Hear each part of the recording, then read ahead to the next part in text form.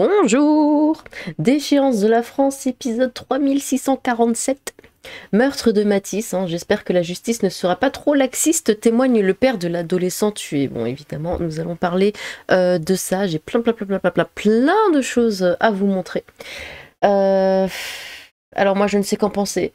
Parce qu'encore une fois, on va le voir, les parents, enfin le père de Mathis a le même discours que les autres.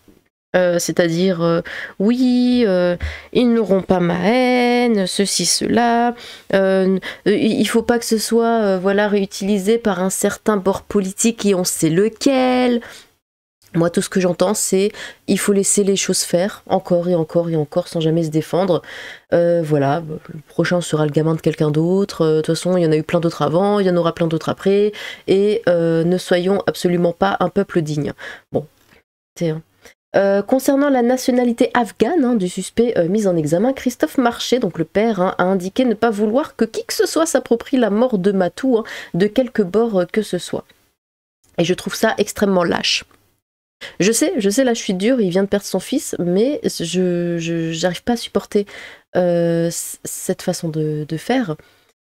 Enfin, le gamin vient de mourir, il a été poignardé par un putain d'Afghan qui est sur le sol français illégalement, avec sa mère qui est complètement tarée, qui a encore frappé son fils alors qu'il était en train d'agoniser, après les coups de couteau.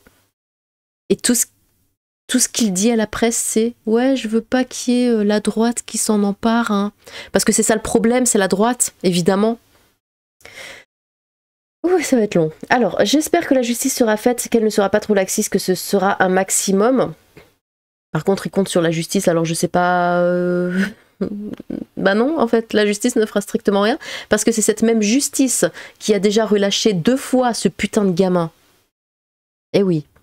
Christophe Marché, le père de Mathis, parce que le gamin qui l'a tué, c'est pas un ange, hein. Il a déjà été arrêté, il a été relâché parce que, oui, mais voilà, c'est qu'un pauvre enfant. Bon. Christophe Marché, le père de Mathis, 16 ans, tué à Châteauroux samedi, s'est exprimé ce mardi auprès de nos confrères de France 3, quelques heures après l'annonce de la mise en examen d'un suspect, un adolescent de 15 ans de nationalité afghane. Il a dépeint son fils comme un petit gamin super gentil, joyeux et heureux et qui aimait tout le monde. Je suis désolée, mais même si c'était un gamin de 15 ans, donc le tueur, il n'y a pas d'excuse pour ça, a-t-il asséné auprès de nos confrères. Retourner chez soi pour poignarder quelqu'un, en plus un copain avec qui on traîne depuis quelques semaines, c'est juste pas possible. Donc oui, les deux se connaissaient, les deux étaient copains, apparemment. Bon, il a dit, on va voir après, il a dit qu'il avait des fréquentations, Mathis, un peu, voilà, bon, un peu moyennes ces dernières semaines, dont du coup le gamin là de 15 ans. Le jeune Mathis a succombé à ses blessures, notamment une plaie au cœur après une rixe impliquant 2 mineurs, samedi en fin d'après-midi dans le quartier Saint-Denis de cette ville de quelques 43 000 habitants, d'après les autorités. Le suspect, mis en examen lundi soir pour meurtre, a été placé en détention provisoire. Sa mère, âgée de 37 ans, a, elle, été mise en examen pour violence volontaire sur personnes vulnérables. Selon la procureure de la République de Bourges, Céline Visiedo, la mère de famille est accusée d'avoir asséné des gifles à la victime blessée. Donc le petit, il venait de se prendre des coups de couteau, il était par terre en train de mourir, et elle vient le frapper. C'est pas du tout des humains à mes yeux. C'est même pas des animaux, je sais pas ce que c'est, mais bon. Le mineur et sa mère sont tous deux de nationalité afghane et en situation régulière sur le sol français. Ah, autant pour moi, ils étaient quand même en situation régulière, c'est bon ça. Selon la magistrate, Christophe Marché est revenu sur ce point auprès de nos confrères. Je ne veux pas que les gens montent au créneau, on sait qui va le faire. Lol, parce que le suspect c'était un Afghan. Souffle Christophe Marché. Ouais, c'est pas comme si ça arrivait tous les jours, Des étrangers comme ça qui vont buter du français, ça n'arrive jamais. Donc faut pas faire d'amalgame. Ça m'énerve. Ce qu'il dit là, ça m'énerve. Je ne veux pas que qui que ce soit s'approprie la mort de Matou de quelque bord que ce soit. Non, je veux pas qu'on change les choses, je veux qu'on continue à se faire buter tout le temps. Il aimait tout le monde, je veux que tout le monde soit comme ça.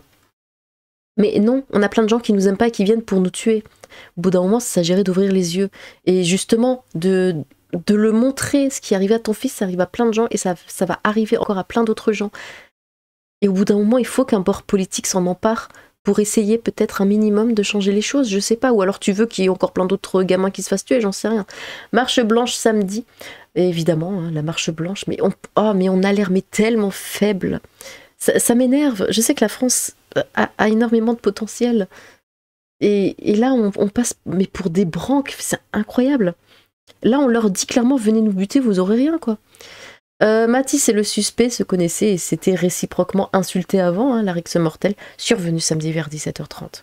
D'après le suspect, lors de cet affrontement, Mathis lui aurait donné un coup de poing. Bon, pris par la colère, le suspect serait rentré chez lui pour prendre une lame, parce qu'évidemment c'est comme ça que ça marche avec eux, et aurait asséné plusieurs coups de couteau à la victime avant de s'enfuir, selon la même source.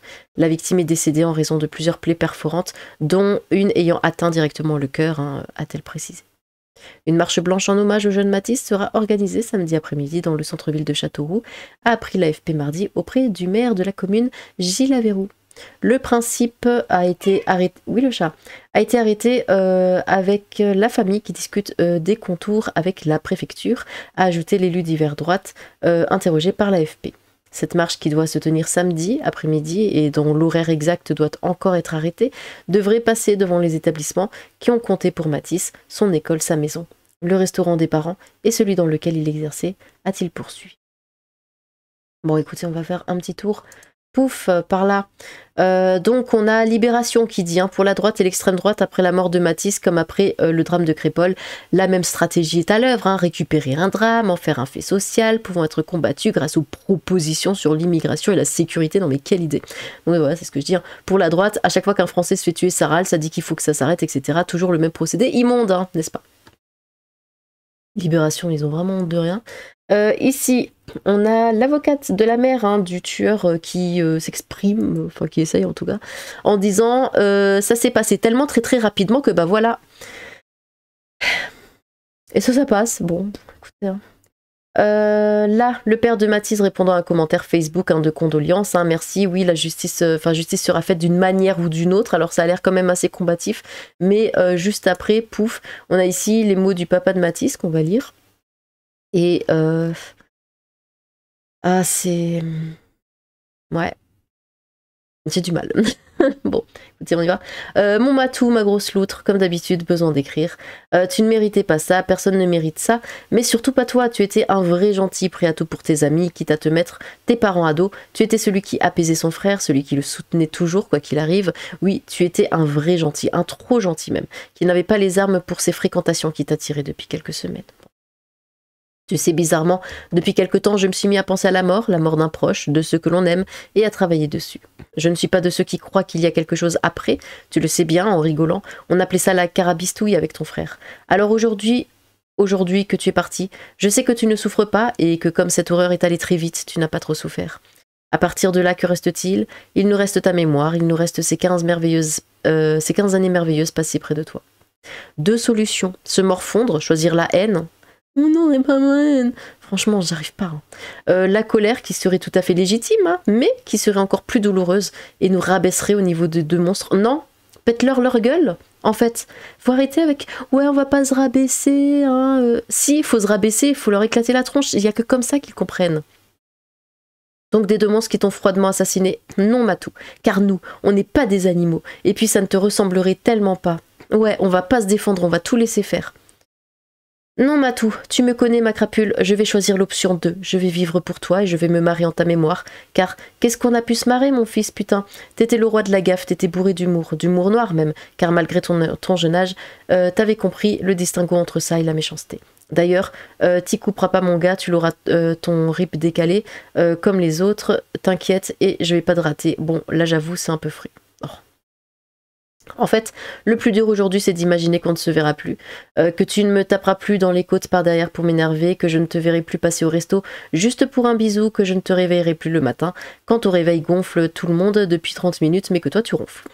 Je ne te verrai plus avec tes fringues roses, tes pompes roses, mais bordel, c'est quoi cette passion du rose? Le plus dur, c'est de se dire que tu ne viendras pas faire ton BP avec moi comme prévu, ce qui me rendait tellement fière, que j'avais hâte, mais toutes ces choses dures... Arrête, je le vois de là, ton petit sourire en coin gros dégueulasse. Elles le sont, pardon. Elles le sont pour nous du coup. Toi tu es en paix et ne souffre pas. Alors nous on va s'adapter. L'humain est comme ça, ce sera compliqué évidemment, mais on y arrivera pour toi et ta mémoire. Cette phrase aussi, j'ai eu un peu de mal parce que... Ouais, on va s'adapter, on passe à autre chose, en mode... ouais, bon allez. C'est nous qui devons nous adapter que les autres... Enfin... J'ai du mal avec cette phrase. On se souviendra de toi, ma grosse loutre, on vivra et réussira pour toi, et jeu de goût qui aura peut-être un jour été tien va grandir pour toi. Si tu voyais ici le monde qui t'aime et derrière toi, c'est incroyable Matou, le pays est derrière toi, ma grosse loutre, ouais bah ça serait bien que tu sois aussi derrière lui. Tiens d'ailleurs, je sais ce qui t'aurait fait marrer, t'aurait plu, et si tout le monde pour toi, plutôt que cette grosse pastille noire, mettait une loutre de mer en profil, ça aurait de la gueule, t'en penses quoi? Juste parce que c'est mignon, comme tu disais, ça ce serait cool non? Mais voilà, et ça revient à mettre, oui, des larmes sur Facebook et faire une marche blanche, ça suffit pas, il faut pas faire ça. Et là c'est ce qu'il appelle à faire, oui juste ça, une marche blanche, on met des petits trucs en photo de profil, et puis bon, bah après voilà, on s'adapte, hein. Non, faut pas s'adapter, faut leur péter leur gueule, merde. Pardon, je continue. Juste parce que c'est mignon, comme tu disais, ce serait cool, non? Allez tous, allez les amis, on veut voir des loutres, des petites loutres, des grosses loutres, et on veut voir des loutres, voilà, on va du coup combattre le terrorisme et le racisme anti-blanc et tout ce truc-là avec des loutres. Voilà mon Matou, ce petit mot pour te dire je t'aime, pour dire aux parents de surveiller leurs enfants car la vie est fragile et que tu me manqueras à jamais. Je t'aime, ouais, pour surveiller leurs enfants, c'est pas ta faute, hein. Parce que là, s'il part du principe que ouais, il l'a pas assez surveillé.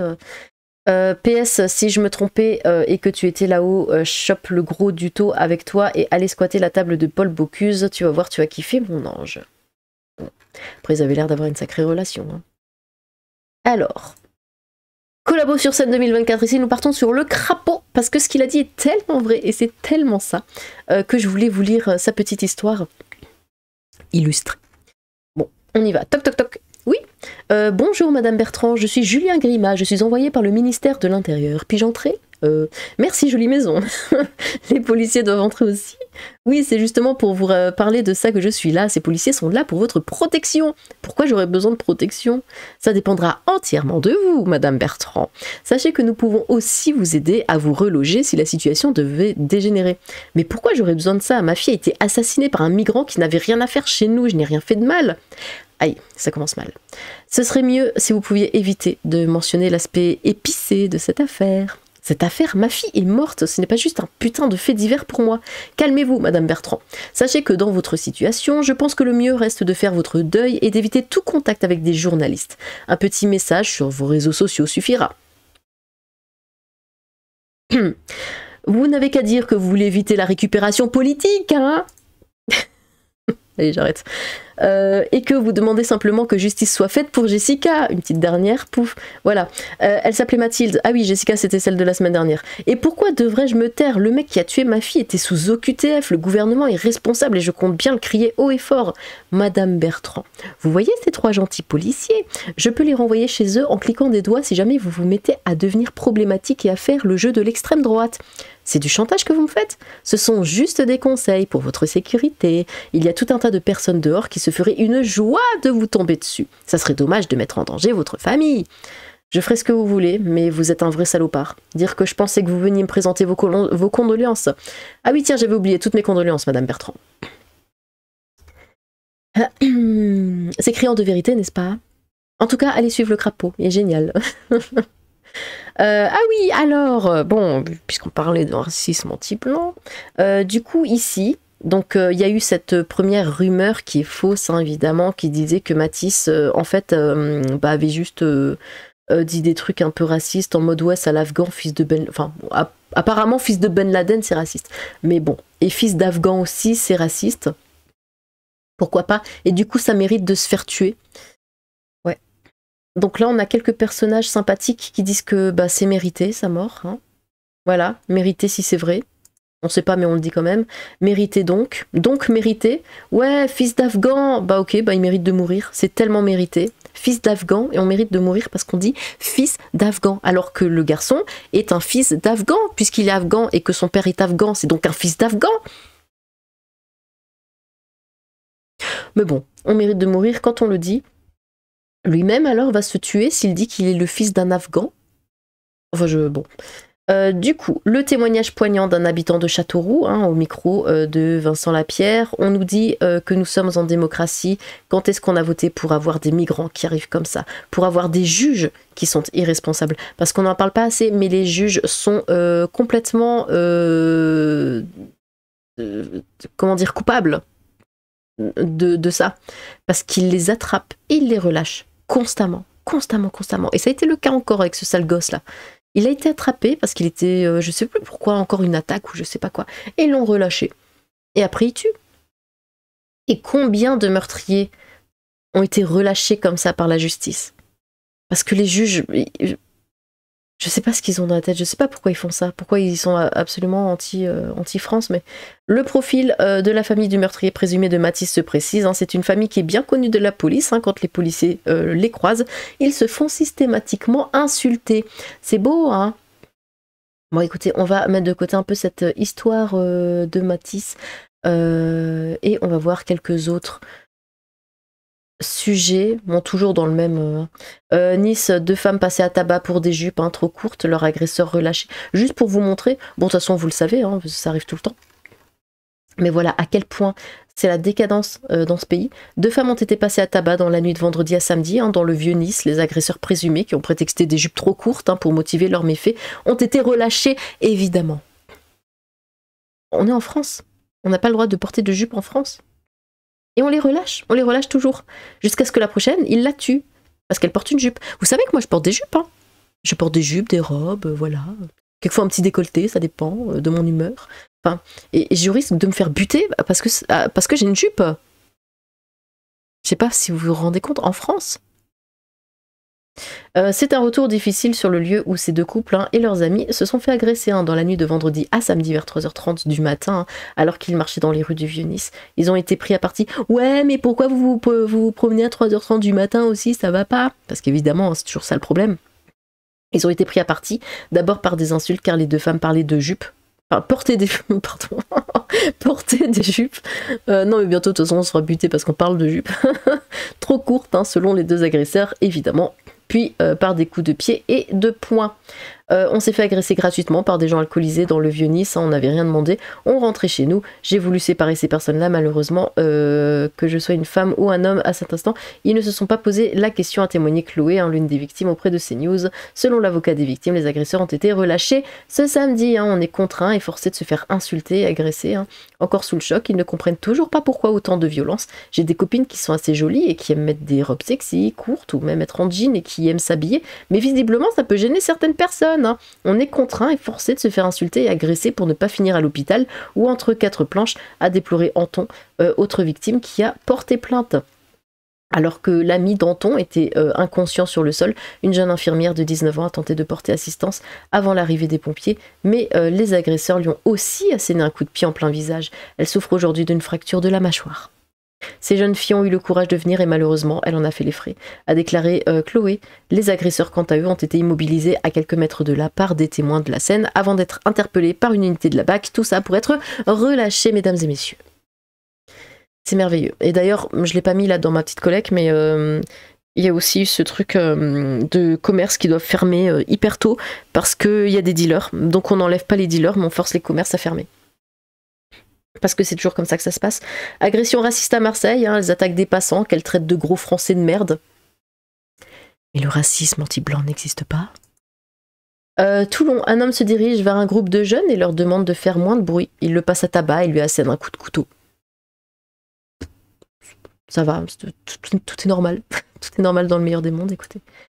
S'il ne s'était pas arrêté, j'aurais tiré. À Bordeaux, un policier civil qui se promenait avec sa nièce d'1 an et demi intervient pour sauver une femme d'une agression et neutralise un migrant algérien qui le menaçait avec un couteau. Sabre, on va le voir.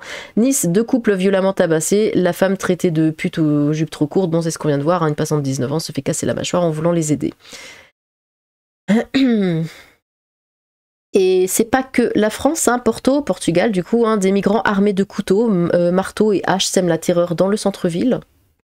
Et enfin, Londres, un homme armé d'une épée a fait de nombreuses victimes, un enfant de 13 ans est décédé. Il fait du porte-à-porte à la recherche de victimes, le bilan de toutes ces victimes n'est pas encore connu. Ça arrive partout et tout le temps. Mais bon, c'est faire le jeu de l'extrême droite d'en parler, donc on va se taire. Écoutez, dites-moi ce que vous en pensez, on va arrêter la vidéo avant que je casse tout. Bon, n'hésitez pas à vous exprimer dans les commentaires, parce que chez moi vous pouvez vous exprimer du coup. Et bien voilà, j'ai hâte de vous lire. Sur ce, tchou!